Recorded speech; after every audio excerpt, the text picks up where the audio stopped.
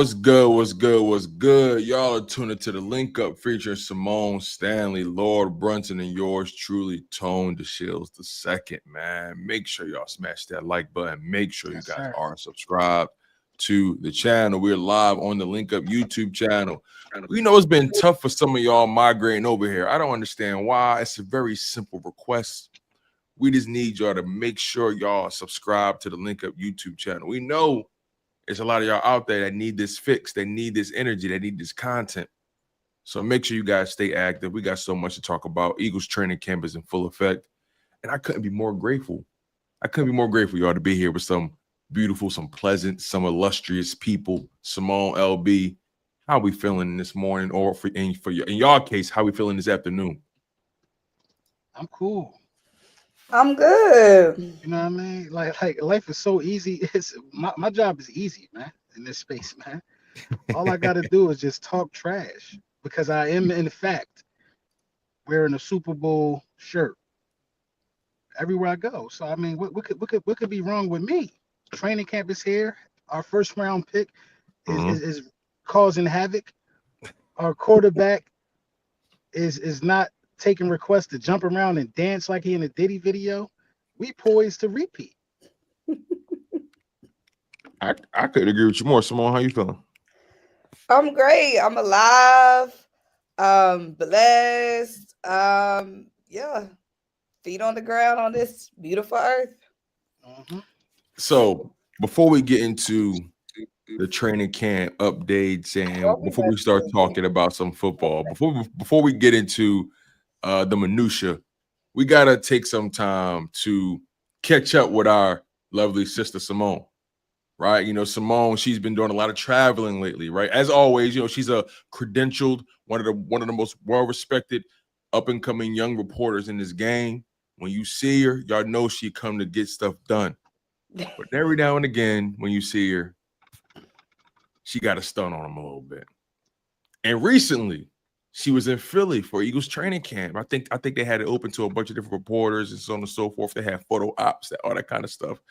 And Simone was able to link up with, no pun intended, she was able to link up with the man of the hour, the first NFL Sprite athlete, Jalen Hurts. So Simone, I don't want to step on your toes. Please walk us through how you ended up in Philly. Please walk us through how you ended up in the presence of the Don. You ain't got that video? You ain't got that video? You know what? While she tells the story, while she tells us how she got there, I'll pull up what happened when she got there. Give me the video. They saw the video. Who saw the video? Everybody. Don't be embarrassed now. We want to see it again. Everybody saw the video. Hey, it was a good video. Very good video. It's memorable. You listen, don't act like you ain't play it 10 times. No, because y'all are gonna be trying to make jokes and clown. No, we're not. No, we're not. We legitimately proud of you. Legitimately. How he did it at fast? Listen, you know Tone the Beast with the keys. So what's important, y'all, is y'all see the banner, right? I wanted to make sure y'all saw the banner first before I got to the video. It's a full circle moment because that's where the remembrance. That's where the remembrance took place. Right. So keep in mind, y'all, this is the first interaction. Oh my goodness. So we scrolled down and we just so happen to have a video here with the lovely Symone Stanley linking up with the Don Dada, Jalen Hurts. Let's get some audio, y'all, because I think some audio will tell the tale. Give me 1 second, y'all. It will. Let's see what we got here. You remember me? Final Four. Nice to see you again. Hold on. What was that laugh? That's my laugh. Yo, Elboy, my trip, that joint hit a different key I never heard before. Look, I have that. I promise you, that laugh has made an appearance on several videos. That is funny. That's so funny. So I gotta ask you, Simone, like, second time meeting him, or was your third time? Second. Second time meeting him. he remembered you. Walk me through that feeling that went through your body and your brain when he said, You "Oh, can see it." So I was in shock because obviously Jalen meets a bunch of people. So True. when I saw him, my first interaction with him was about 5 minutes long. So when I saw him, I wasn't about to be like, I assumed he didn't know who I was. So I was just like, hey, how are you? You know what I'm saying? So when he said, good to see you again, I was like, she was taken aback. I was like, what? You know what I'm saying? Like, what? Are you serious? And then he was like, keep doing what you do. I was trying to walk off because, everybody was looking at me. So I was trying to, play it cool. Yeah, get up out of there. He told us, keep doing what you do. I was like, oh, thanks. It was real smooth. It was real smooth. You handled that. You handled that like you a fan and you're a but reporter. A professional. Yeah. You're a fan and a reporter. Everybody was saying I handled it well. I didn't think I did, bro. I almost fell down. I'm gonna be honest. You almost had an out of body experience, but you caught yourself. No, you did. That shit was like, wait, you remember me? I was like, whoa, sis, chill. In my mind, I'm like, ho. If I was dead, I'm like, Simone, hey, chill. They'd have kicked me out. That's why I had to get out because somebody was like, he was still talking. You had walked away because he was like, keep doing what you're doing. I was walking off. But I was like, I gotta get out of there. I gotta get up out of there. Yeah, you weren't scared. You just was like, is the Super Bowl MVP talking to you. You know what I'm saying? Is the aura that strong? Like, is it gravity? It was definitely gravity. It was definitely a gravitational pull of aura. That's why I was like, I got to get up out of there. No. Yeah. I'm looking at the video without the audio. Yeah, it was getting crazy. You was at a 10, then you start going down. When you got to 7, you bounce back. You ain't going no lower than 7. Right there, right? She's right there. That's the 7. That's that. She got back. She got back. She had to reel it back in. But I understand. She got back. I met him before I'm a fan first. I get it. I met him, and I'm still a fan. I met him after that Super Bowl loss. As a matter of fact, I met him when he got his Burt Bell Award at the Maxwell Awards.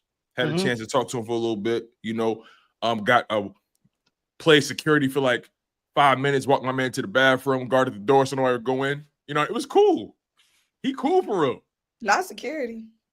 So, like, make a long story short, we had the Maxwell Awards. He was looking for the bathroom. So I said, I'll take you. Walked my man to the bathroom. Somebody tried to stop him, take pictures. We kept it pushing and all that. But he cool.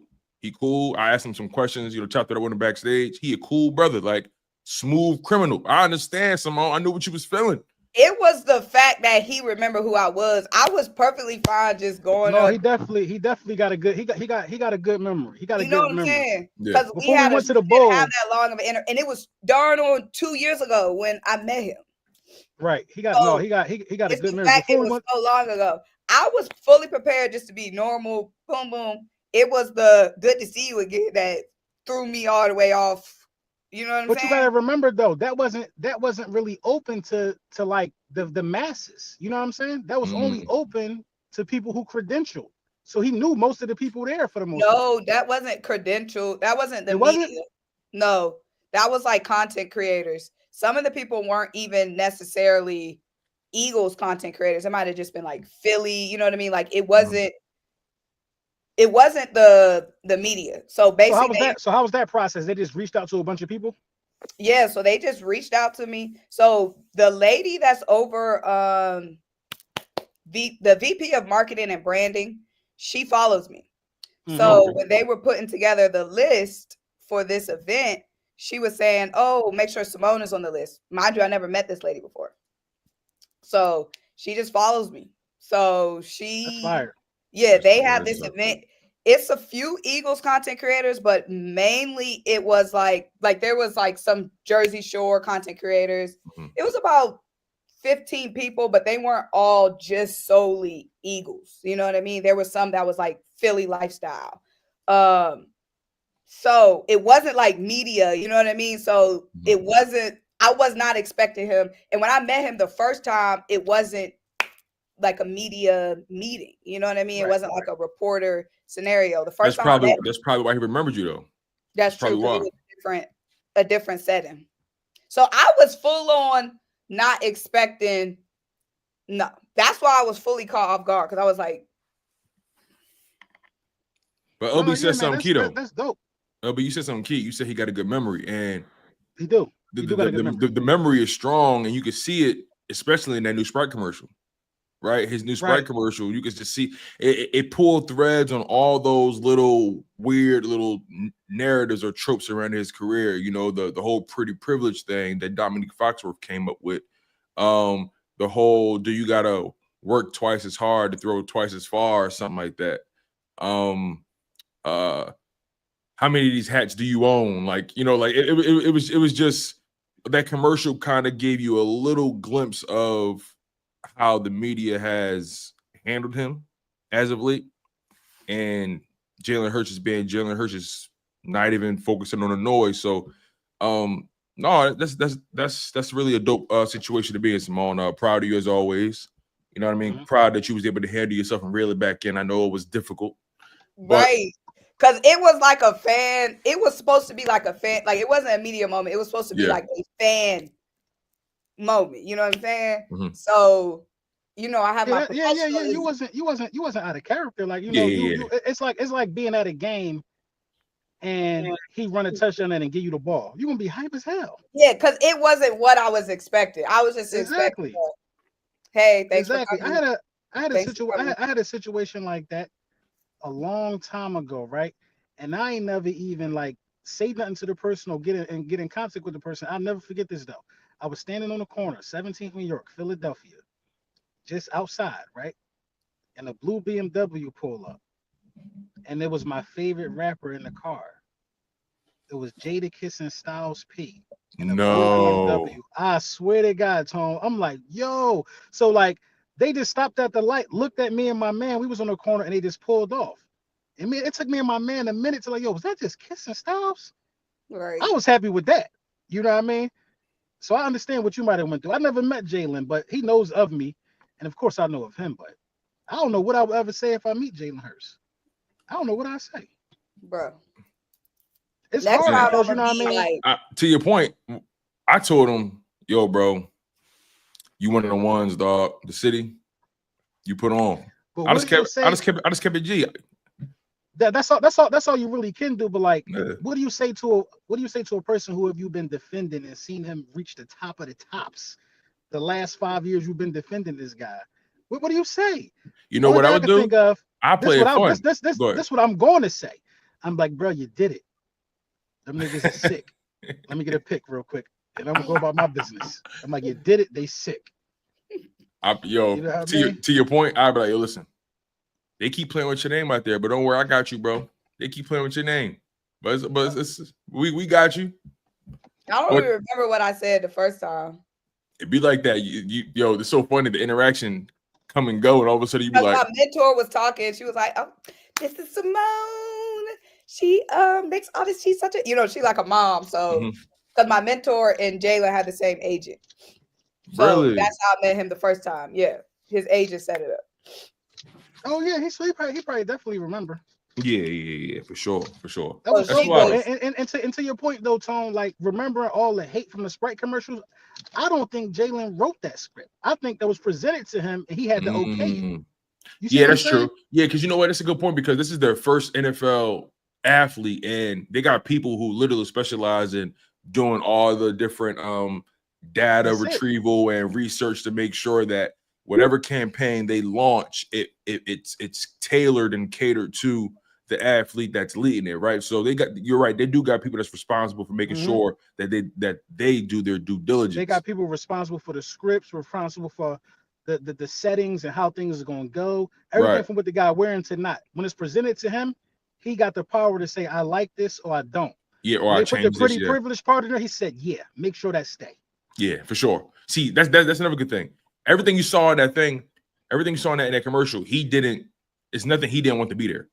So that's what's telling about it, right? Like you said, oh yeah, leave that in there, Right. because that's the stupid shit we ever heard. Let's leave that in there. Like, so, yo, I played the commercial for my wife, right? Giving her the rundown of how we got here. She was like, and I show her the Dominique Foxworth clip. She said, "The fuck is he talking about? What grown man says that about another man?" Like, yeah, it's like it's ridiculous. And you know what's crazy about this offseason before we get into camp is that this offseason has all been about Jalen Hurts. And you want me to believe that anybody got more influence than him? exactly. All offseason, up until training camp started, everybody was debating what list the man go on. Was he carried? This, that. Everybody's been debating. It's all been about Jalen Hurts. His name has suffocated NFL Twitter and lists and everything. You know what I mean? The whole offseason. So it's like the more he win, they might as well give him his flowers and just keep moving on because they all look like haters. Yeah, and honestly, I actually like this space he in. I like the fact that they don't know what to do with him. I like the fact that they don't know how to rate him. I like all of that, because at the end of the day, you're never going to see the punch coming. You're never going to see it coming. So just keep that same energy. Keep doubting him. Keep cutting down his name. Keep doing all that, because at the end of the day, when that left hook come, you're going to feel it.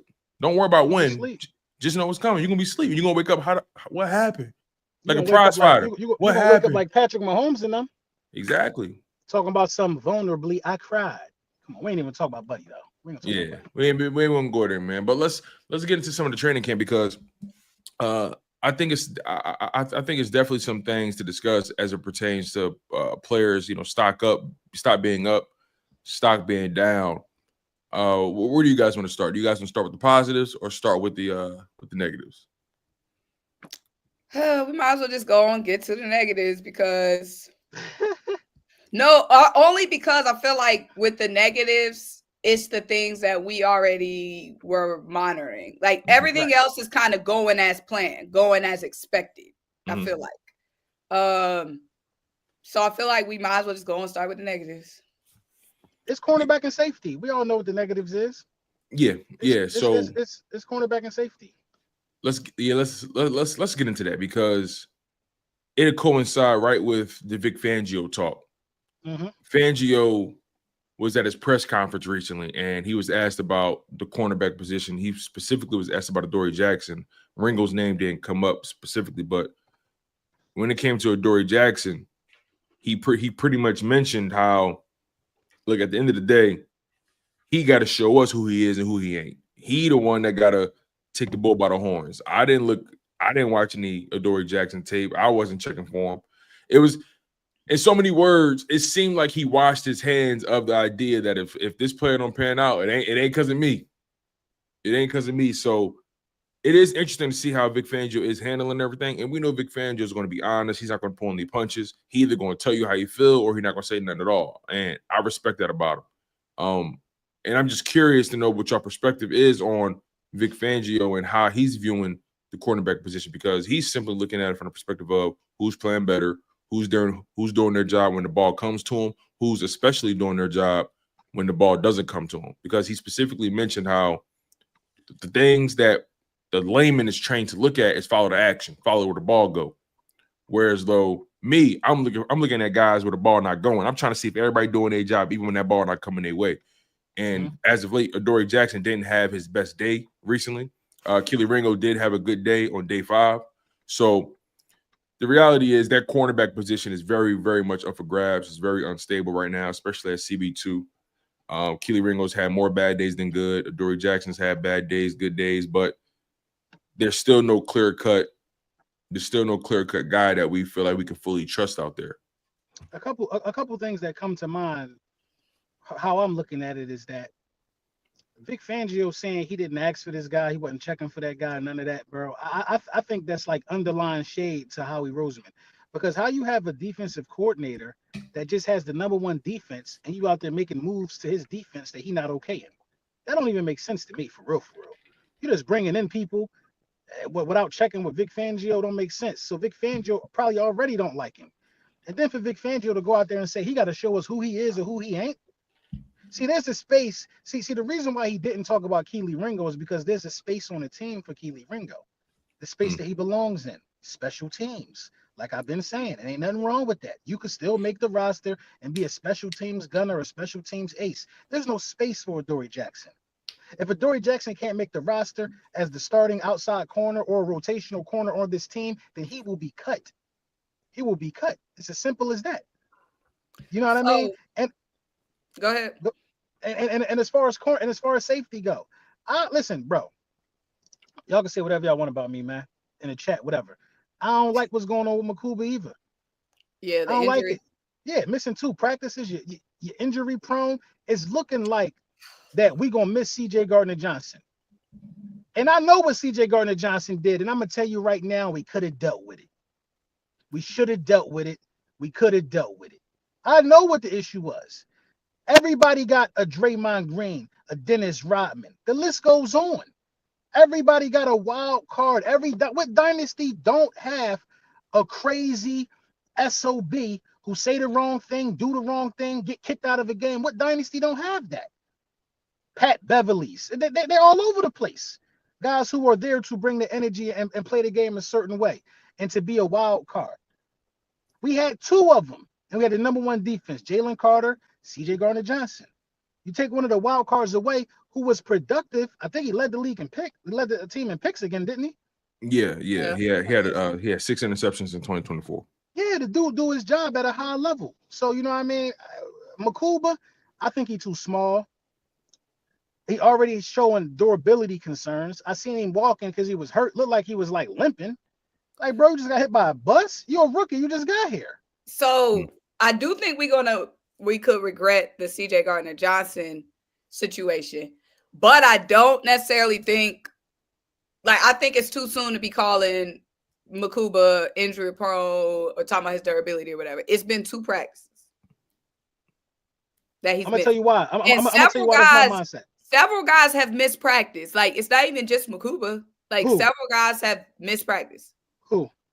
Smile Munden, rookie, missed 2 practices, then But came he had out today, he just had a breakout day today, I think, though. I know. So I'm saying when he come back, Makuba can have a breakout day. See, prior to the injury, we weren't hearing anything bad about Makuba. Yeah, we weren't hearing nothing bad about Makuba. That's important to note that we weren't hearing anything bad. He was reps with the ones, splitting the ones. With, there was nothing negative we heard about Makuba. Then he got dinged up. So I'm saying, we'll see when he comes back, but I don't think it's time to sound an alarm. I gotta look at it funny. You get banged up before the pads come on. I gotta look at it funny. I gotta look at it a little different. Maybe some guys are just too small to play positions that they play. I'm not saying that's the case with him, but I'm saying it's evident. This is what I know right now. It's evident that we need a safety in the cornerback. You can't get around. I'm not mad at us getting. I feel like we'd be silly not to go get Justin Simmons, at least try it out. I feel like that would be silly. At this point, his price got to be on the floor because nobody done picked him up yet. He already familiar with Vic Fangio. He already said he will want to play here, and it's a position we could add more competition. It's a position we'd be silly not to add more competition at. So I feel like if we don't bring Justin Simmons in here, it's we playing around, bro. And that's a Howie Roseman issue, because obviously no coordinators have any type of. The more we win, the more Howie Roseman turns into Thanos and makes moves without, for real. The more he makes moves without consulting with guys in the building, and that's the dangerous thing I don't like about Howie Roseman. Howie Roseman makes the obvious must-have things like grabbing a Jahan Dotson because you needed a wide receiver 3. He does the obvious things like let me go pick the best defensive tackle. Let me go double down and then get Nolan Smith. Those are obvious things you should do. Also, what I think is obvious of a GM. I don't know if the Nolan Smith pick was obvious at the time. Yeah, it was obvious because you had. I'm gonna tell you why. You had 2 first-round picks.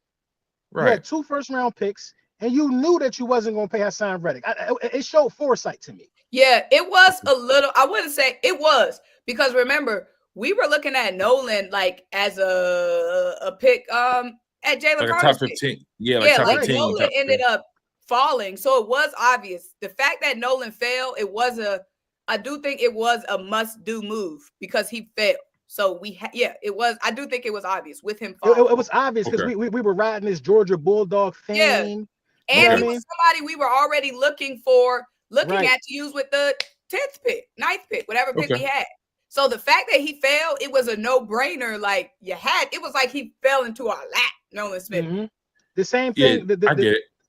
The same thing with Jahad Campbell. I feel like that was obvious as well. It was right. We tried to trade up for him. Yeah, that's how obvious I feel like it was. But at the end of the day, not consulting with Vic Fangio, because maybe Vic Fangio wanted a different corner, and maybe. So what's the beef? I must have missed the beef. So it's not no beef. This is just me. What happened? So the issue is Vic Fangio in the press conference. He said that basically saying I didn't ask for him. I didn't look at no tape on him. On Adoree' Jackson. Yeah, he was like, I didn't like that. This ain't the guy I requested. Like he didn't say that verbatim, but you know what I mean. He literally said, "If Howie wants a guy, we're gonna have a guy. We're gonna have that guy." And look, here's the thing, right? Because y'all bringing a very good points. LB, you bringing a very good points, right? I just think, for me, just speaking for myself, right? When it comes to the Howie Roseman angle, personally, Howie Roseman has earned my trust up to this point. First of all, James Fells, nobody is calling Makuba a bust. I said I'm concerned. You know what I mean? So, y'all be hearing what y'all want to hear in this chat. I didn't say he was a bust. And if I did say he was a bust, that's how I feel until proven otherwise. I'm trying to repeat. I don't know. Listen. I think for me, I trust Howie Roseman up to this point. He's shown that he has an ability to acquire the talent, especially at the right time. Yeah. So I'm going to give him grace in that respect. We got to keep in mind also, today I think is the 6th training camp day. We're only 6 days in the training camp. We're a week removed from the first preseason game that's going to be next Thursday. I think for me, I want to reserve any sweeping judgments on any players. Now, that's not to say I'm not going to read and react to what's coming out, right? I'm going to address what I'm hearing. I'm going to address what I'm seeing. But I personally want to try to be as measured as possible with some of these players, especially, and I know we all on different sides of this thing. No, I'm still going to be measured with Kelly Ringo. I'm not ready to jump out the window just quite yet. I'm not ready to sell that stock just yet. As far as Andrew Makuba goes, I'm not going to overreact to the injury. Got dinged up, stuff like that happens in camp, and I think it did happen. I'm trying to think. It happened when they had shells on, right? Not pads, but shells. Yeah. So I'm gonna reserve judgment on that. I just think we're in a situation where I do agree that moving on from CJ is something I didn't want to happen. Clearly, something happened where they felt like they couldn't handle it. LB, you feel like it's something they couldn't handle. It was rumored that it was about money. We know it's not about money. That contract was fully manageable.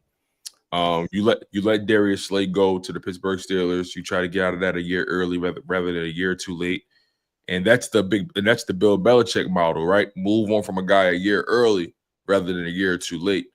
And you don't get as far as the Eagles have gotten without taking some calculated risk, right? For example, we know Zach Bond to be what he is now, but Zach Bond was a risk at the end of the day. A lot of people look at that linebacker position and we see it today as being one of our best position groups, which is very rare. But Howie Roseman still went cheap in 2024. We got to keep that in mind. He still went cheap at that position. It just became what it became. But he didn't go cheap because he brought in Devin White, and Devin White lost the job. But when I say cheap, bro, he gave them all like $1 million a piece. Like he didn't get them no money. I think Devin White had like $4 million 1 year deal. I could double check that, but it's still cheap. It's still cheap for the position. 1 year, like he didn't spend no real money on that position. Devin White, Zach Bond, like those were cheap signings. People were saying Devin White was washed.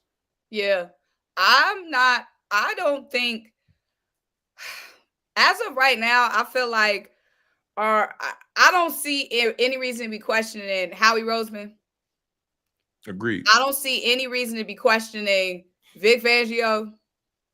I don't see any reason to be questioning Andrew Makuba at this point in time.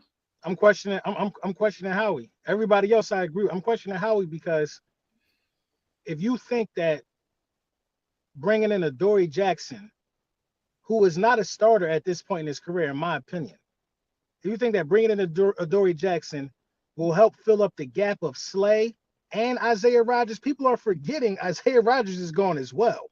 You lost two guys. You lost Slay and you lost Slay backup. Keely Ringo was the backup to the backup. Yeah. So now we promoted the backup to the backup and another guy who can't hold the job. He didn't get extended in Tennessee. The Giants ain't keeping him around longer after his contract was over. This is his third team, and he's already having issues in camp. Granted, he in a new system.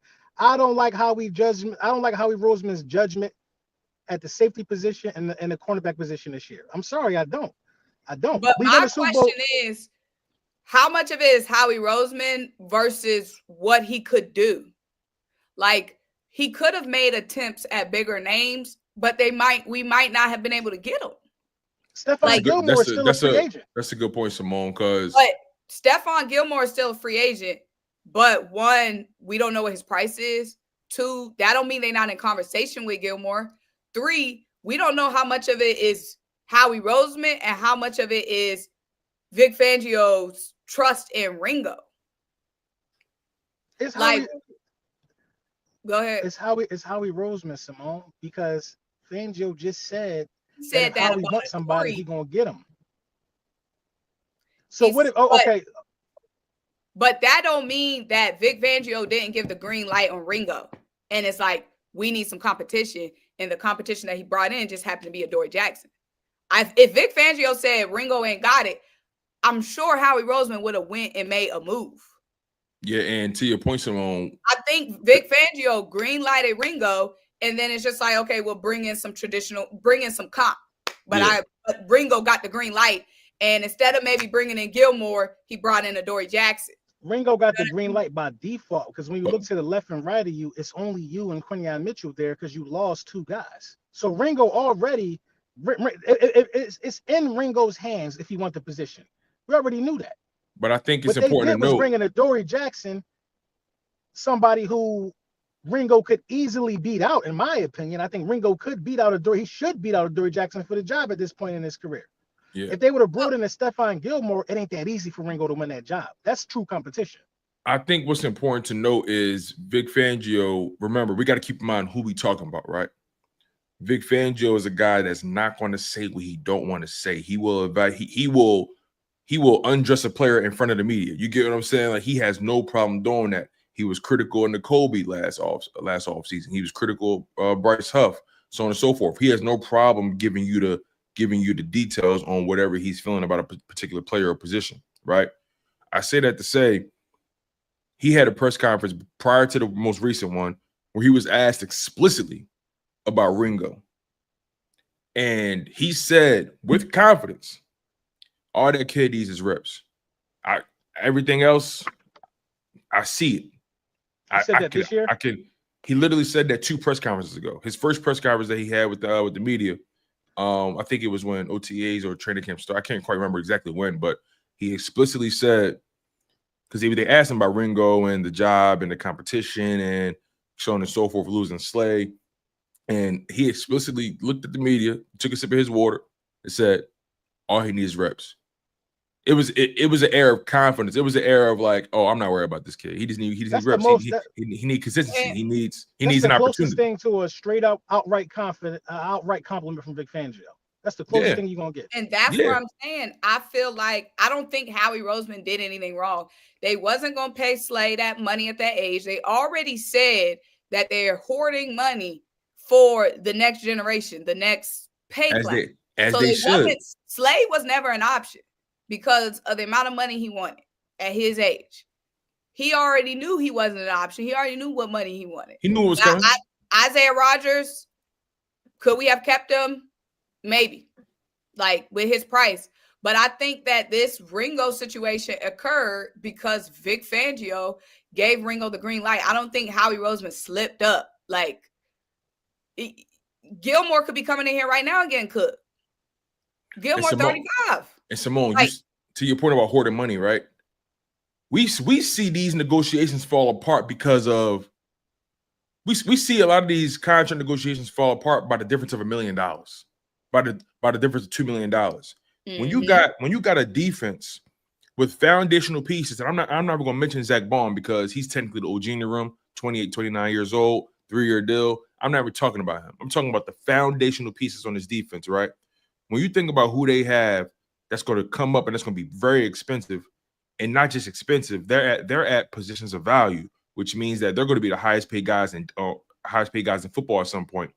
You got guys like Jalen Carter at D tackle. D tackles are getting wider receiver money now, $30+ million. You got Nolan Smith, edge rusher. We know what the edge rusher money looking like. I'm not saying he's gonna get that kind of money, but we know what that market is. You take it a step further. Jordan Davis, he's somebody whose contract is still a little bit murky to me, not because I think they're not going to do it, but I'm curious about what his value looks like on paper. Then we didn't even get to the cornerback spot.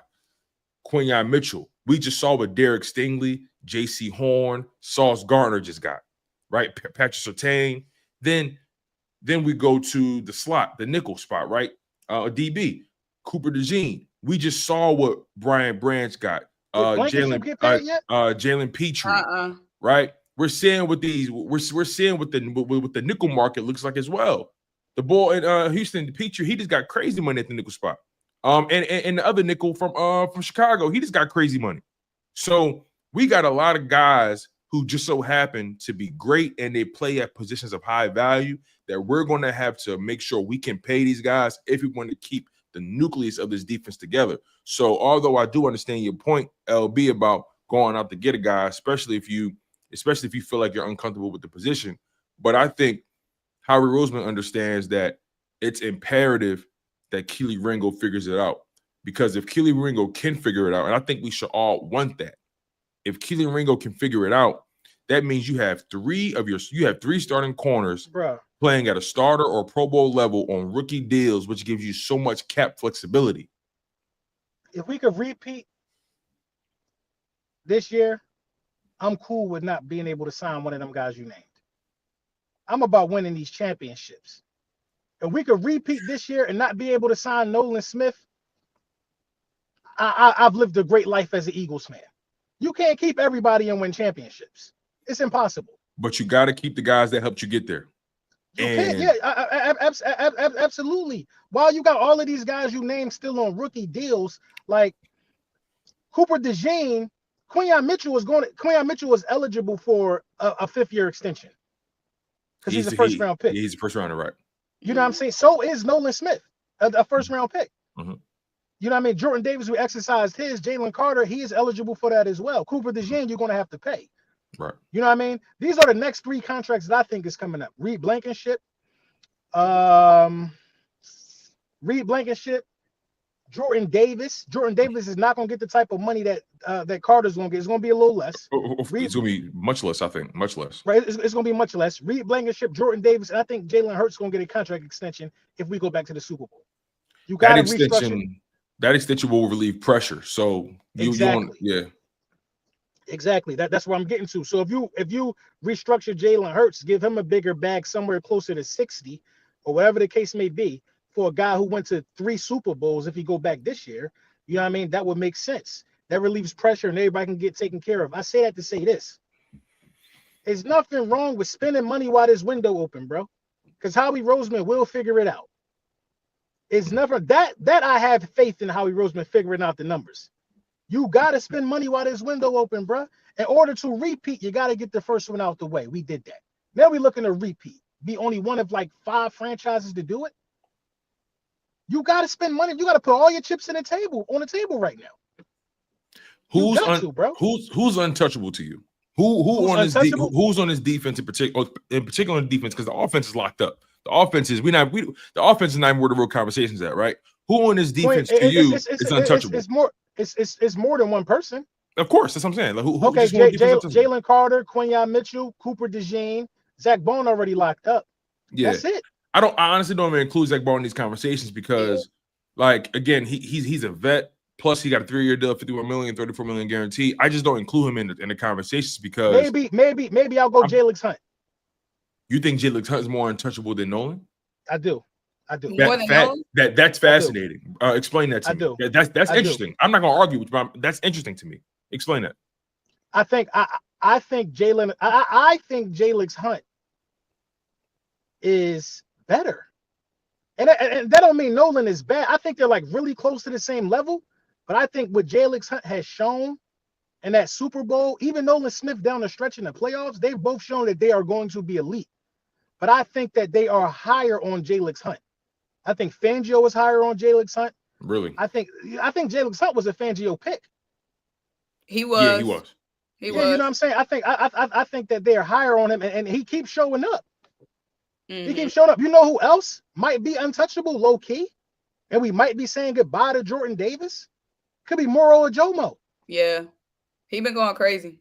It could be Moro Ajomo. You know what I'm saying? I think that they get a Jordan Davis deal done, but I think you can't have Jordan Davis and Moro Ajomo. Like, this is the name of the game. We couldn't keep Milton Williams, y'all. He just got $100 million. You can't keep everybody. But I think we're in a good spot right now. Obviously, Keely, Adoree being the biggest question marks. But just like you were talking about, this defensive line, like with Moro Ajomo stepping up, these linebackers, the linebacker group going crazy right now. Like, it's always going to be a spot that's going to be weak. And we don't even know if corner is necessarily going to be weak because, you know what I'm saying? It's still July as of today. But even if the corners aren't elite or we're not as locked down as we were last season, this defensive line group is looking great. This linebacker group is looking great. Like Smile Munden making plays. Jahad Campbell, like yesterday in the one-on-ones. I mean, not yesterday, Tuesday in the one-on-ones against the running backs. Like Jahad getting, plays off the edge, the versatility. Obviously, Zach Bond. Trotter Jr. is looking good. Plays. Like, so even if No, I was just saying, I'm agreeing with you. Like Trotter yeah, Jr. like He making it hard for Campbell. We hyper focused on Ringo and Adoree, but that's one spot on the field. Like, no defense is going to be perfect from top to bottom at every position. So even if that might end up being a weaker spot, bro, like everybody else, in 5 training camp practices on this show, we've only been nitpicking one position group. Not even the group. One spot on the field. So I say that's a good position to be in. These other teams, they got issues up front. They got issues in the middle. They got issues in the back end. They got issues at coordinator. So we do have to kind of but this is the thing, y'all. We ain't them, and they ain't win the Super Bowl. And we ain't had no weak spot last year on defense. We might not have a weak spot this year. It's July. Again, like they saying in the comments, we'll see a preseason. It wasn't one, Tone. You can think about it. It wasn't one. We was the number 1 defense in the league. It wasn't no weak spot on that, John. It wasn't. But Simone's right though. It was well balanced. But also at this point in camp, we did have some concerns. At this point in camp last year, we wasn't sure about the linebacker. We wasn't sure about Devin White. That's true. We wasn't sure about N'Kobe Dean at this point last year at camp. And to your point, ended up not having any weaknesses, but we didn't know that at this point. We didn't know Quinyon was gonna be this good. Let's call it what it is. We didn't know Coop was gonna be that good. We were concerned because remember Coop was injured, so we was concerned because we knew we had to have Maddox out there.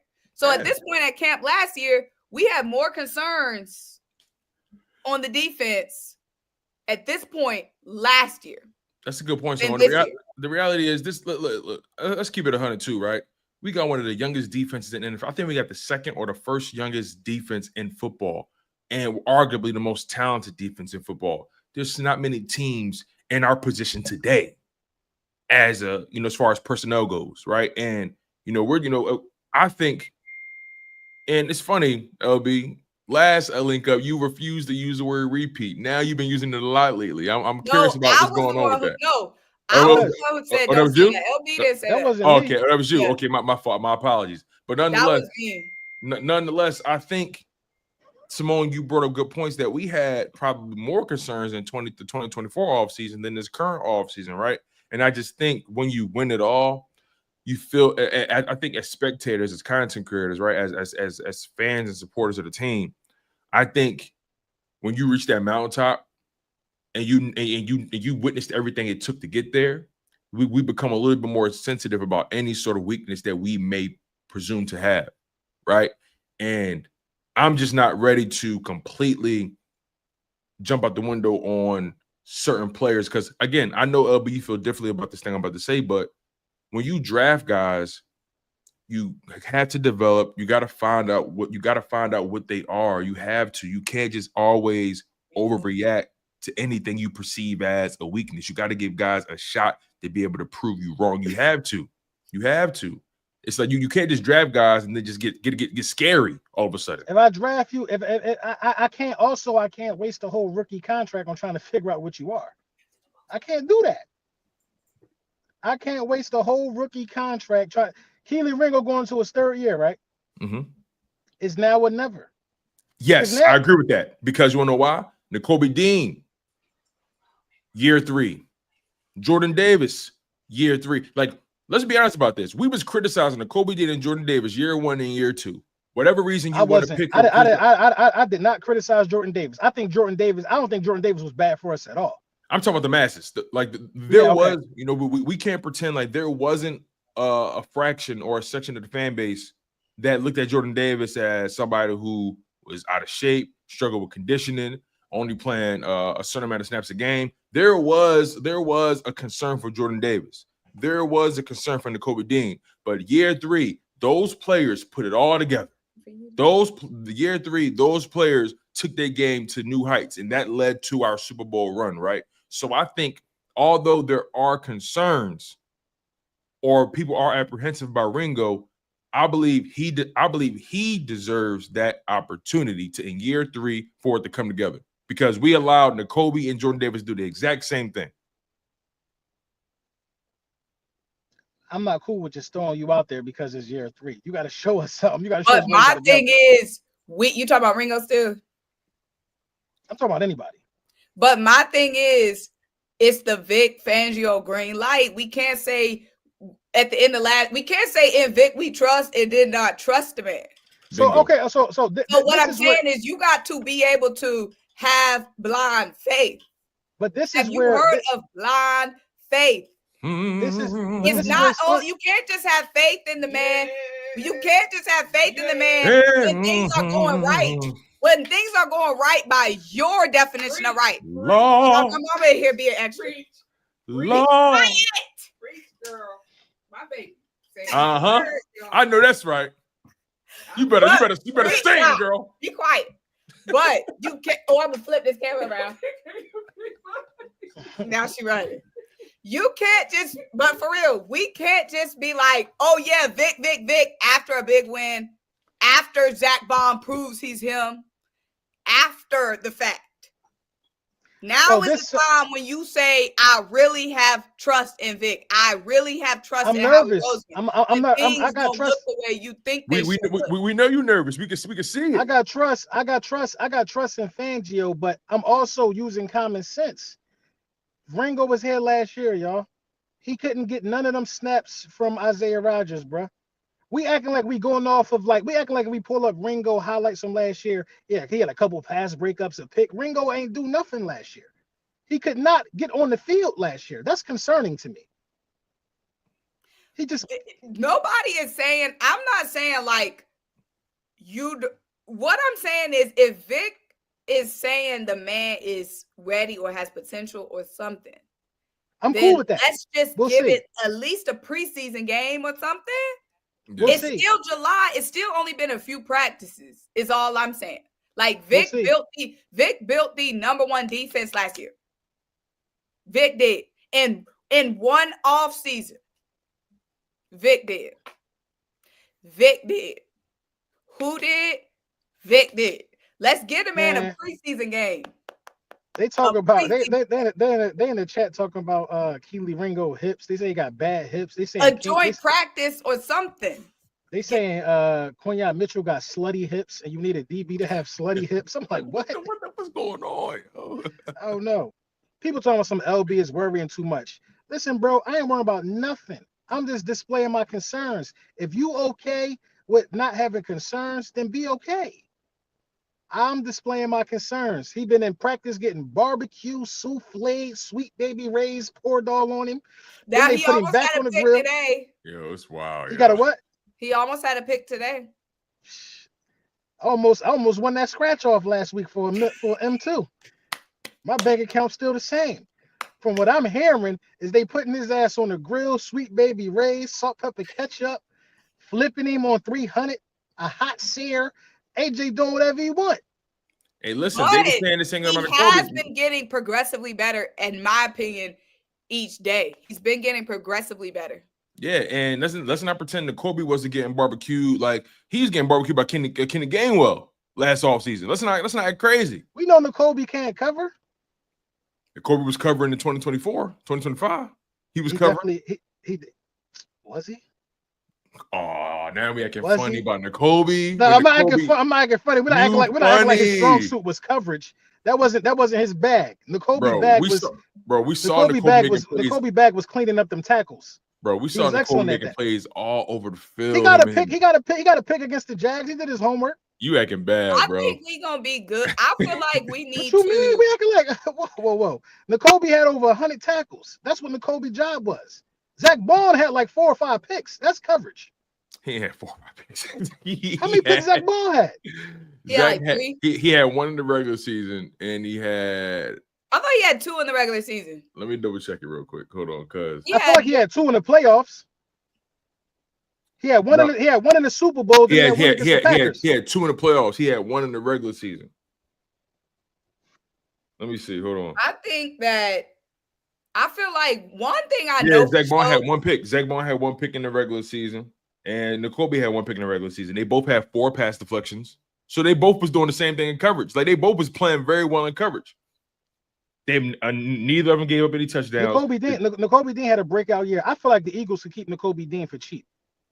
They could definitely get him for cheap. But here's the thing, though. When you got Jeremiah Trotter Jr. doing what he's doing, and you got Jahad Campbell doing what he's doing, I'm not saying you don't keep N'Kobe somehow, some way, but that room talented and it's crowded. And I'm curious to see how they approach it when the season starts, because eventually N'Kobe will get healthy. So we'll see. But I just think, again, I think Ringo, yes, he's getting, to your point, using your words, sweet baby rays pulled all over him, getting barbecue, right? To your point. The first 4 weeks is critical for Ringo. You got Patrick Mahomes, then you got the Cowboys. Yes, I do. Ain't the Rams in there somewhere? Puka Nacua in them? Yep, you got the Rams, you got the Broncos. It is definitely a crucial first portion of the season for our secondary, not just Ringo, for the secondary in general. Exactly. So if the plan is to make, this is my thing. If the plan is to make Quinyon travel, right? I think that is the plan. Yes, that's the plan to make Quinyon travel. Who he going to travel with week 1? CeeDee Lamb, right? Yeah. I don't even think it's a good idea to make him travel against the Cowboys. I really don't. I'll tell you why. I wouldn't make him travel against the Cowboys, because all they're gonna do is move him to the slot. And who we have in the slot? We got a demon in the slot. Mm-hmm. So I wouldn't even make him travel. I would just put Cooper there. If you're gonna run in the coop, good luck with you there too. I just look at it like Ringo is going up against AJ Brown and Devontae Smith and Jahan Dotson. And people don't give Jahan Dotson credit for his route running. He's very good at route running, but he's going up against those kind of guys every single day.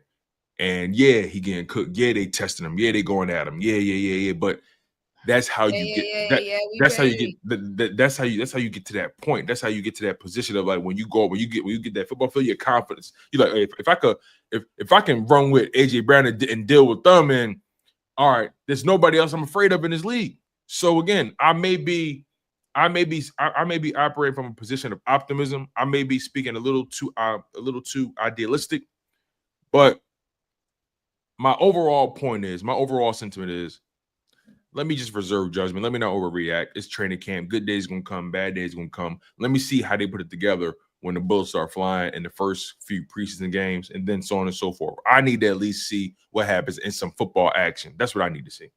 My point of view is that they gonna handle. Where's my freaking? Why am I frozen? Okay, we see. We got you. They gonna handle business. If they not right, if Ringo and Adoree isn't right, then I trust they're going to make a move to address it. That's what I'm saying. Ringo and Adoree or Adoree might end up being what we need, right? They might. But I know if they aren't, then a move is going to be made. Yep. That's how I feel about it. So that's why I'm not worried. I'm not worried because I'm like, oh, Ringo going to ball out, boom, boom, boom. I'm not worried because if Ringo don't ball out or if Adoree don't ball out, I know they're going to address it. Yeah, I do. I think we all can agree with that. The fact that we got people in the building, Sirianni, Patullo, Fangio, Howie, right? Clinton Hurt on that D line, Christian Parker. How y'all feel about Eli Ricks? So overhyped. As a matter of fact, I'll be honest with you. I'm excited about the young boy Matt McWilliams. Yeah, Fangio been talking about him. He said, "Yo, he like him. Fangio like him. Fangio like him too." But this the thing with Mac McWilliams. He's a slot guy. Yeah. It could, so honestly, the best potential defense, if you don't make any changes, is moving Cooper Dejean to safety, moving him away from the position that he was a top 60 guy at, and putting Mac McWilliams in a slot. Yeah. Here's the thing, right? Matt McWilliams, I know he's a smaller guy, right? 5'10", 185 pounds, right? 5'10", 5'11". But you got a guy in his league, 2-time Super Bowl champion, Trent McDuffie, 5'11", 5'10", not a big dude at all. One of the best corners in football on the outside. He moves around too. He's a guy they use as he does everything for them. So Mac McWilliams can't be compared to Trent McDuffie. Why not? He can't be compared to Trent McDuffie. Huh? I'm only comparing the frames. Right. Everybody with the frame that Mac McWilliams and Trent McDuffie got, it's a very low success rate of being an All-Pro with that frame. On the outside, yes, it's difficult. Outside for sure. It's difficult. I'm not denying it's not. I'm not denying it's not difficult. It is difficult. But this is the thing. Trent McDuffie play outside, right? Outside sometimes. Inside. They use him in some. Spags has him on the outside, has him blitzing. He used him in so many different ways. Right. That's rare. That's rare in his own. I don't think Mac McWilliams can play outside at this level. I don't know. But he's not here to play outside. I agree. Yeah, I think ultimately he's here to be a better version of Avonte Maddox. I can see that because I think what they've been doing, to your point, is they've been trying to shuffle this DB lineup in different packages to kind of see what's the best combination of players, right? And they because they don't want Coop to lead the field at all. I gotta stop reading the comments, man. Today, man. I gotta stop. Rev talking about some LB2 reactionary. McWilliams played outside in college, and Jalen Mills played safety in college, but he ain't played safety in the NFL. It's different sometimes. Sometimes it's different. Cooper Dejean played outside in college. Cooper Dejean played nickel in the NFL. He might be on the outside. Shoot, I hope not. For sometimes. I hope not. He about to be shuffling everybody. Yeah. He about to be shuffling these DBs. Yeah. I think we kind of got to it, right? We unpacked the main negatives of this thing. With whatever time we got left, we should definitely talk about some good things that we've been hearing and seeing from camp. We kind of already touched on it with Matt McWilliams and Vic Fangio. Vic Fangio spoke about his instincts, spoke about his football IQ. He says he has things that I like, and he has certain things that some guys you just can't really teach it. It's either you have it or you don't. So he spoke highly of Matt McWilliams. He spoke highly about Moro Ojoma. Going crazy, I hear Moro's going brazy out there, and he also spoke. Jahad Campbell. I think this is the fun part of the conversation. Jahad Campbell, they having a hard time keeping this man calm. Man, he out there going crazy on them vets. He smacked Dallas Goedert. Yeah, Jahad. That's what I'm saying. There's so much excitement going on in this defense. But just with Matt McWilliams, has he been moving around the secondary, or is he at practice, or he just been in the slot? That's a good question. I don't know, man. I feel like when they drafted him, I feel like something was said about him I can't remember it was Vic. I can't remember or himself. Somebody, it was something mentioned about him going to be getting reps on the outside, but I don't know where he's been getting most of his reps. He's not that small. He's not that small either, though. He like 5'10", ain't he? Who? Mac? Ain't he like close to 6 feet? He Matt McWilliams is 5'10", 185, like 5'11", 185, 190, something like that. And Fangio's specific words about him was Mac's got some good football instincts. He's got to learn that you can't he's got to learn the finer points of what we're doing all the time. He's a little hit and miss with that right now, but that's to be expected. So like Vic Fangio saying, oh no, he has the tools, but he a rookie, he young, so he gonna make the mistakes that you expect him to make. But he got the tools. That's what I'm hearing. He says, but I do like the player. I think he's got good skill. He's got a little football savvy to him, which if you don't have that, it's hard to coach that. So he's saying already Mac McWilliams got things that I can't coach into him. Either you got it or you don't. And I just don't think you draft Mac McWilliams. Sure, you brought him in to play the slot, but if a guy's balling and he's constantly just exceeding expectations, hey, maybe you say, you know what, let me just see what he look like out there. Because we're gonna see, as a matter of fact, when preseason games, we might see him on the outside, see what it look like. We might see I'm excited for that game. We're gonna see a lot. We're gonna see a lot. I'm gonna be on a damn cruise, but we're gonna see a lot.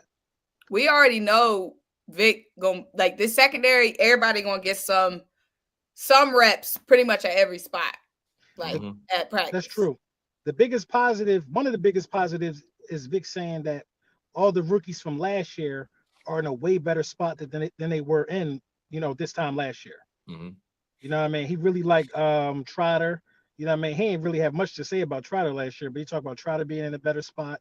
He talked about all the second-year guys, Quinyon, Coop. He talked about all them guys just being more, more pro-ready. Yeah. We got some in the best way, like this linebacker room is T. When the Kobe come back, it's gonna be trouble for somebody. Yeah, it's gonna be trouble for somebody when the Kobe come back. Matt McWilliams, they asked him about his situation and playing nickel, pretty much doing whatever, right? He said, I definitely feel like it's natural to me. I can play wherever, inside or outside. Whatever the team needs, I'm going to be there and I'm going to step up to that role. So his confidence ain't lacking. That's right? What Mac said. Yeah. Hey, I wouldn't be surprised if Mac ended up taking that outside job. I'm telling you, man. I wouldn't be surprised if Mac ended up taking that job. Dark horse. Because look, I got to keep in mind, Fangio plays a lot of zone. A lot of them corners be off the ball sometimes. So we just gotta be measured, take things practice by practice, week by week. Let your eyes tell you what's going on. Eli Ricks just picked off Jalen in practice. Yeah, he did. I mean, it's good for Ricks. Shit. Squad. What you said? What you said? Funny. He's still going to the practice squad. But with Devontae being out, it's been a little struggle in that offense. Yeah, and that's what I hate. I feel like these are the times where Dejean need to be cooking. We need to hear about Dejean going off. You know what I mean? Dejean not doing nothing. We ain't hearing nothing bad though. So I sometimes not hearing nothing is the positive. Me personally. But then when we hearing stuff about the other boys, true. Light skin, Cooks, and who was the other guy? I know we've heard good things. Boy, you talking about the Elijah Cooks and is it Darius Cooper? Or you talking about Terrace Marshall? Terrace Marshall. We hearing stuff about other. I heard good things about Anais too. Anais Smith been having a good camp too. I heard he been souffling. I think Terrace Cooper Dejean. Terrace Marshall gonna make this roster. So that's what I'm saying with Dejean. Like, we are hearing things about other receivers. We just not hearing anything about him. So that could be a little question mark there. Damn, Anais Smith been cooking Cooper. Yeah, bro. Now, granted, it's been one-on-ones. It's been one-on-ones, which is different than in 11-11 and 7-on-7s. But he been hibachi style, like, you know what I mean. But he been practicing with AJ a lot. Yeah, and remember, Anais Smith struggled in the offseason last year. He couldn't catch nothing. The ball bounced off his hands. He been working with AJ in the offseason, getting his confidence up, so on and so forth.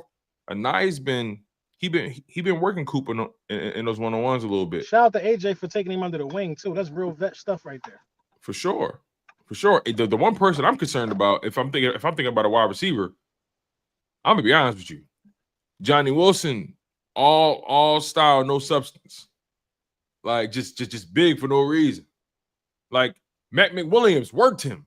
Matt McWilliams actually lined up with him straight up, bodied him, pass deflection, PBU. Like, nah, like it's that's because he not fast. The issue with Johnny Wilson is, I've been saying this since last year, he needs to be a tight end. I don't think his speed is the problem. I think the fact that he's not catching the ball. Yeah, I think it's more of his hands.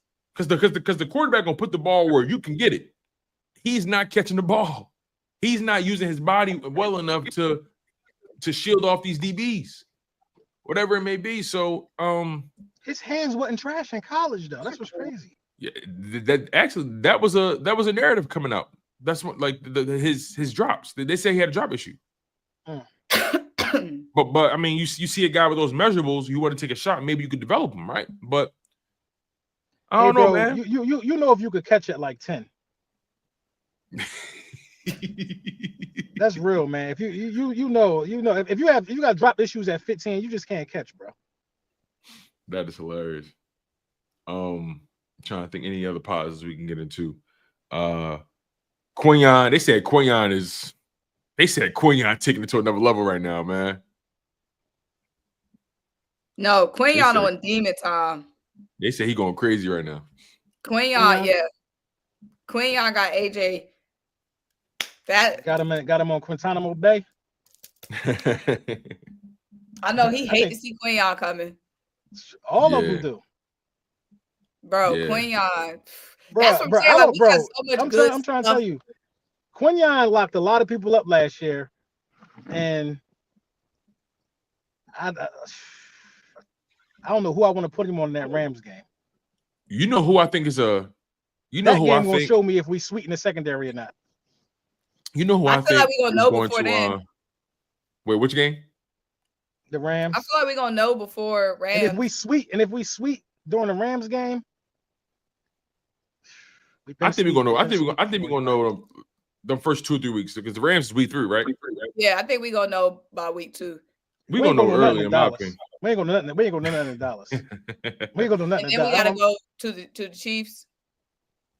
I don't think we're gonna know nothing in Kansas City either. We start off so tough. Like the schedule starts off. That's a brutal way to start the season, bro. Yeah. So we might look our worst early because of the way we got so much freaking star power on the front end of this schedule. I'm not even gonna lie. I feel like we gotta approach the season early. Well, from the Cowboy, from the week 2 on for a couple of weeks, I think we need to approach it early, like playoff football, man. We got to grind them down, beat them down. It's basically going to be. Yeah. It's basically going to be. There's no sweet spot. Y'all know who y'all need to keep your eye on his Eagles defense, in my opinion, that he don't get talked about enough, but I've been hearing he's having a good camp. Thomas Booker the 4th, D tackle. Yeah, watch him. He always seems to be doing his job. He might, because you know we always talk about that rotation with the D tackle, right? You know, Jalen Carter, Jordan Davis, Morrow, Jomo. I think Thomas Booker, as much as we like Ty Robinson, just keep your eye on Thomas Booker. Thomas Booker gonna give him a hard way to go, because Ty Robinson already got chewed out by Clint Hurt for being a little lackadaisical on a rep. Now, I'm not saying that's going to be him consistently, but I'm just saying look out for Thomas Booker. Just keep your eye on Thomas Booker. I like that player. This D line, we have so much talent. It's hot out here, boss. What'd you say? Ty Robinson said it's hot out here, boss. We got so much talent on this D line, y'all.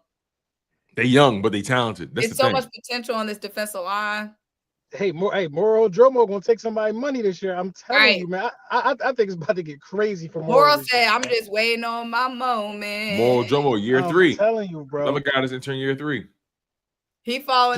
Jordan Davis gonna get paid regardless. Somebody gonna pay Jordan Davis. If we don't pay him, he gonna get paid. Yo, bro, I never seen him look like that.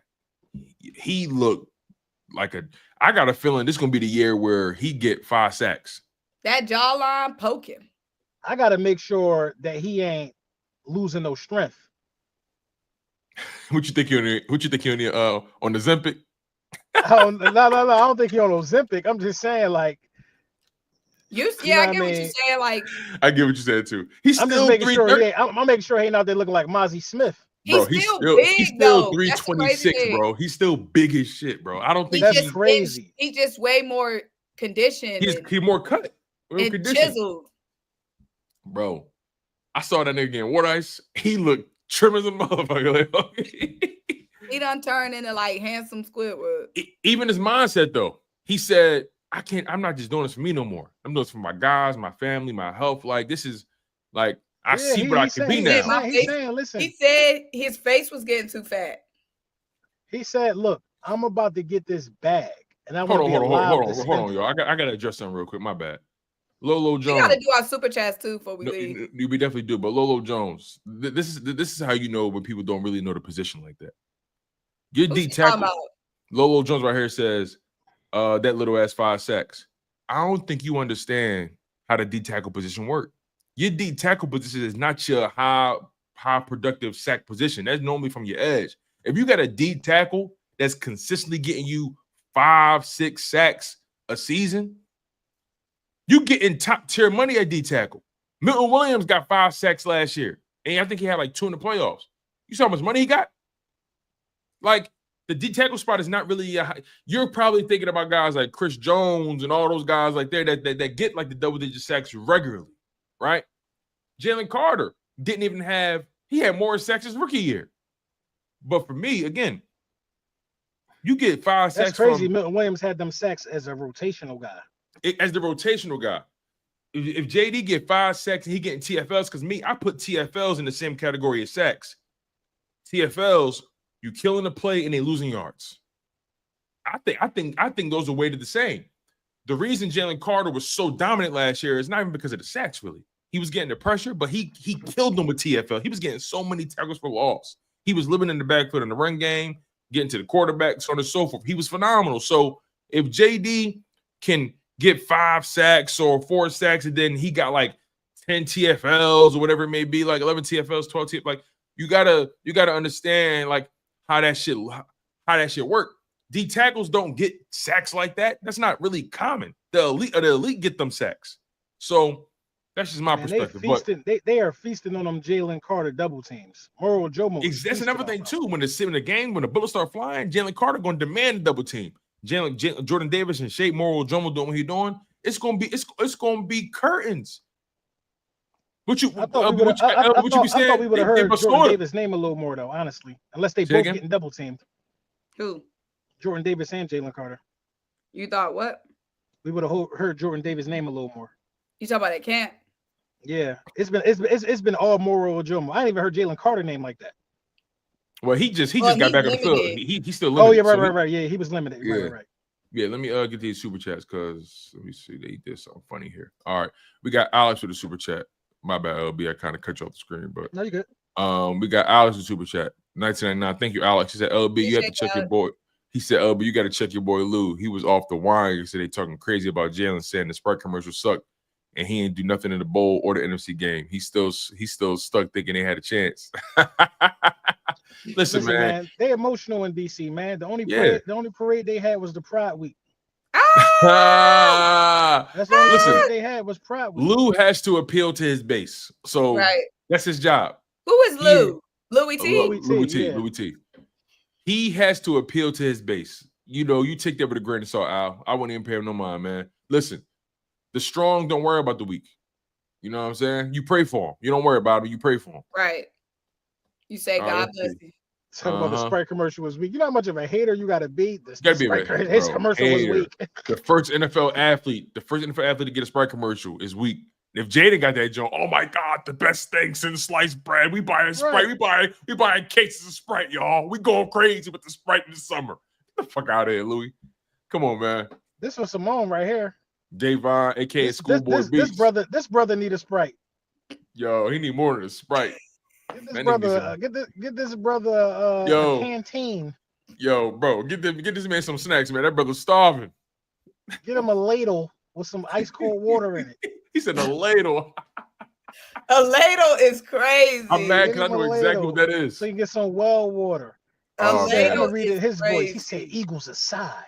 But appreciate the super chat, though. Single. That's hilarious, yo. Appreciate it. Let's keep it Shout out going. to you, though, bro. What we got? Shout out to Dejean, bro. All right, let's Not see. $2 though. see. Two All right. bones. My man paid for the shot. Could have dropped 10, 20. All right, here we go. Dejean back again. Oh, there you go. He says, if Jahad is for real, do you trade Dean for a corner? Well, I don't think. Well, Dean is in his final year of his contract. I don't think he traded anybody coming off of his injury. It's gonna be hard to move him, in my opinion. And you probably wouldn't get. Who knows what you'll get back because the value diminishes after the injury. That's just reality. Even though he did have an amazing season, you don't really have leverage in that regard. Now you got leverage with you do have leverage with the player. You may not have leverage. We got 13 picks next year, man. We could give up a pick for a corner. Yeah, that's true too. That's true too. But I think you got more leverage with the player than you do with open market negotiations. Because I think we should have got a cornerback for CJ, to be honest. Yes, that was weird too, by the way. We got an offensive lineman, and that was weird. He was a first round guy that Stoutland feel like he could mold, but I get it. Yeah, but I also think that the Eagles weren't really focused on getting the most for the deal. I think they were more focused on putting the player somewhere where he can win. And that's why I got respect for Howie in his front office. Because, if things go bad, all right, went bad. But we still going to make sure you taken care of. We're going to send you somewhere where you can play competitive football. You're going to be in the mix for your division. You're going to be in the mix for the conference, so on and so forth. So, yeah, man. But I still do agree. I wish we would got a DB back for CJ, nonetheless. All right, Simo Mob with the super chats. Eli Ricks just picked Jalen. Oh, yeah, we just saw that. All right, thank you, Simo. Another super chat here. GTB Manny says Dean come back. Campbell pass rush to me. He nicer. Here's the thing. I think Fangio, he's like they're being very intentional about Jahad Campbell's reps. They're making sure that he studies that linebacker position through and through because pass rushing is the easy part, right? They want to make sure he understands the position. So, I think overall, again, let's go back to trust and Fangio. The best people are going to be on the football field. That's one thing. That's a guarantee. Jahad Campbell could have one of the all-time great rookie seasons at the position, bro. As a matter of fact, speaking of that, I don't know if y'all heard, I made a declaration. I made a hot take. It may be hot to some. It's kind of warm to me. I'm declaring Jahad Campbell wins Defensive Rookie of the Year. I think he wins that. Granted, it's a lot of competition out there, but I think Jahad Campbell will be the Defensive Rookie of the Year. Put some money on that. And I also believe that in the long term, I think Jahad Campbell will be a top 3, top 2 player on his defense. I think in the long run, your 2 best players on his defense could easily be Jalen Carter and Jahad Campbell, or Jalen Carter and Cooper Dejean, simply because of Dejean's versatility. Because I think Quinyon is a better corner, but I think Dejean gives you way more versatility at the spot. I think Quinyon gonna always be in the top 3 on the team, no matter who else. For sure. I just think that. But the main point was Jahad Campbell, in my opinion, is going to be a top 3 player on this defense in his future. But the main thing is, I think he wins Rookie of the Year. I'm claiming that. That one for sure. Amen. Y'all heard it here first. Anyway, let's see. We got Rocky the Fourth. Rocky 4 was good. He says we just got to take it one game at a time. Those teams got to play us too. I agree 100% because they got questions just as much as we do. They probably got more. Right. More. You know what I mean? That's another thing. Damn, where'd that go come from? Shit. That was crazy. That's nothing.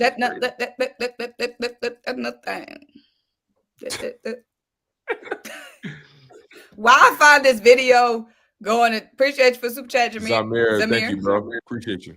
I saw a video going into the game last season. LB was in the back of the video looking annoyed. I was walking into the stadium. I was like, we got to go. Where was I? I was behind you. Yeah, you looked up. You was behind. Like we were walking up the steps. You were like probably like 2 steps behind. Like, you know what I'm saying? So when I was doing like this, you were in the back. You looked up at the camera. You said, That's because LB got to watch his body out there, man. He got too many ops out here. He got to watch his body. I got ops in Philly. I need to pull up the lost. I need to pull up the lost footage because I was looking for some footage to put on like sound, and I was like, "Oh, this is a good one." Me walking. He his called my man Swole Bobby Hill. I'm screaming. Yo, he said Swole. Thank you, Unstable Eric, with the $2 super. He says Swole Bobby Hill, aka Ty Robinson, is my sleeper for defensive rookie of the year. I don't think he can get the reps to even do that, but hey, I ain't mad at it. Man, I got a meeting at 1:30. I got you. I'm gonna get that. We're almost finished. And I already see these super chats about to go left, anyways. Yep. Zamir Jefferson with the super chat says, "Do y'all think Jahai Campbell can win rookie? Yeah, we do. We do, Zamir. We definitely do. I'm claiming it. I'm betting on it actually. Yeah. Unstable Eric says worth taking a chance on Christian Wilkins. I think you're freaky Zeke. Nah, I don't know. I think our coach can contain his overall freakiness and bring out the right. No, my man was doing splits on it. He weird. I'm cool. What? Drew, you didn't see that? You see the video when my man was in college? He was doing splits. I don't want to hear about it. I don't want to see it. He looked crazy, bro. Drew with the $1.99 has question: who is running back 2, Ship or Dylan? That's a good question. I think that's going to be situational, personally. But Dylan I think on the depth chart it's Dylan, but I think they're going to be situational. Yeah. I think all right, it's that's the last super chat, y'all. All right, y'all. It's been a hell of a show. We appreciate y'all. It's been truly, truly phenomenal to kick with y'all, man. Chats. Yeah, man. We appreciate y'all, man. Make sure y'all like. Make sure y'all subscribe. For sure. We had. I think we had over 400 people on this thing at some point. So you guys have been great. Make sure you smash that like button. Make sure you guys are subscribed to the channel. We appreciate the love. We appreciate the support. And we're gonna get out of here, man. It's been a hell of a show. Y'all been tuned into the Linc Up featuring Symone Stanley. I had to go. I mean, I gotta go too, so it's cool. We've been on for an hour and 20 minutes. We're an hour and a half. Yeah, I get something to eat. It's been a hell of a show, y'all. Y'all been tuned into the Linc Up. The vibes is always electric. Simone, I'm sure there's many Jalen Hurts encounters in your future. You know what I'm saying? So just make sure you keep it pro, keep it P, and you'll be all right. Okay. Other than that, y'all been tuned into the Linc Up. Symone Stanley, Laura Brunson, Tone DeShields, the second Chalk Out of Sports. We out of here, y'all. Let's fly, Eagles fly.